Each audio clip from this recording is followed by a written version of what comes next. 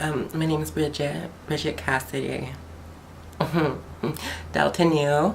Yeah, I started like 2 months ago, I think. Yeah, 2 months. And we're doing this charity for racism because there has been like some, I don't know, like racial attacks or whatever you call them, those things, on campus. Like another girl from Delta Nu attacked this Mexican. Yeah, there has been like some serious there has been some serious contraceptions that people in Delta Nu are racist, and like she was removed by the board. I mean, we were a little bit upset about that because she was totally cute and she was nice. But yeah, all these contraceptions about us being racist as a group. I mean, how can we be racist when we have a Mexican guy clean our pool? I mean, obviously we do make him wear gloves and one of those SARS masks and like a full bodysuit, but that's just because we know and we care about him, and we know that selling oranges on the side of the road is like really dirty work, and we don't want like Mexican highway germs in our pool. Because what if I like went swimming after he cleaned it and had some flesh-eating disease? I mean, that's not racism, that is intellectuality. I heard about the BLTG thing, BLT, I don't know, the lesbians and the gays, the homos, they're having some big event at our school, and I totally agree with their right to, like, you know, walk around in their hot pants with their pork swords hanging out and stuff. I mean, that's fine, like, I have no problem with that. I mean, just another way to prove that I'm not homophobic or racist is I went to a party in the Kappa Theta house, like, 2 weeks ago, and I let some black African American gay guy touch my boob. I mean, I was totally wasted, and I did wash my tit straight afterwards, but I mean, I let him touch it. And there's just like so many beautiful people in the world. I only know beautiful white people, but that's just because there's more white people, so there's more people to be beautiful, which means like white people are beautiful. Mexicans are good for cleaning your pool, and if you need an orange, you know to go to a Mexican on the highway. I mean, they'll totally have oranges for you. And if you want fashion advice, just go to a gay black guy and he won't buy you anything, let's face it. I mean, he could like tell you how to dress ghetto.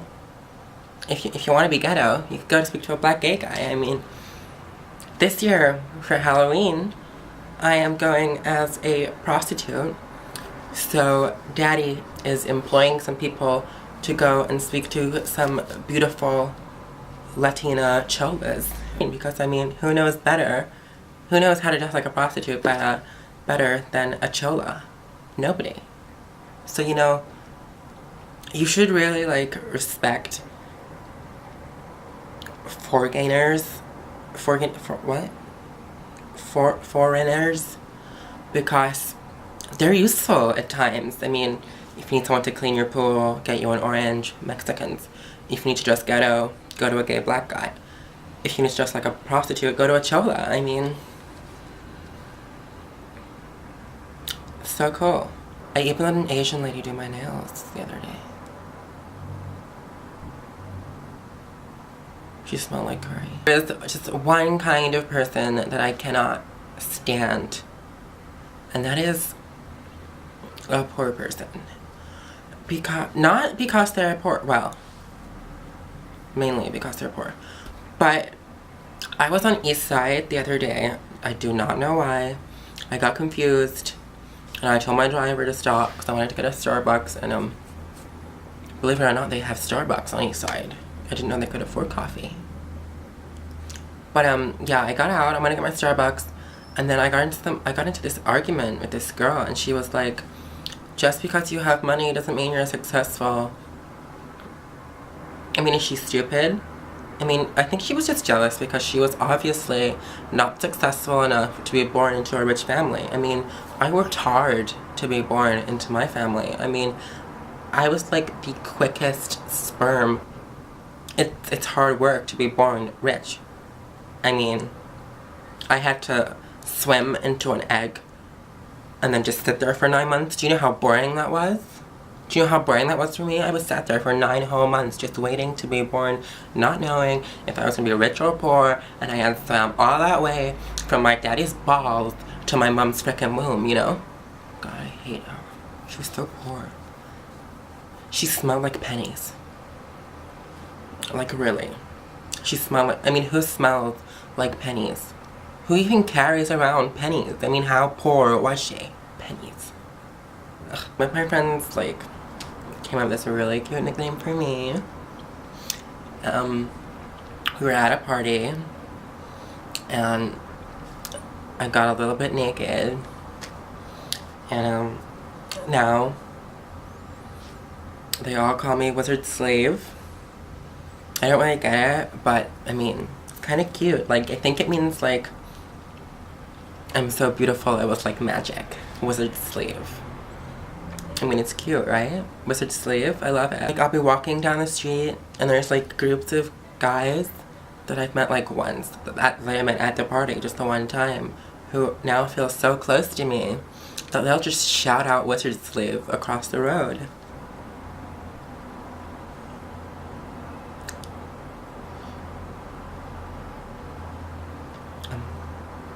Do you guys know that there's a Mexican here? In the corner. Excuse me? Are you here to make the coffee? Are you here to make the coffee? What do you mean you're the dean? You're Mexican. They have Mexican deans now? The world has come so far. He looks just like the guy that cleans my pool. He's Mexican too. So, thank you for having me. And it was awesome to be here. That Mexican guy makes good coffee. And yeah, I hope to see you all there. But I'm definitely not racist.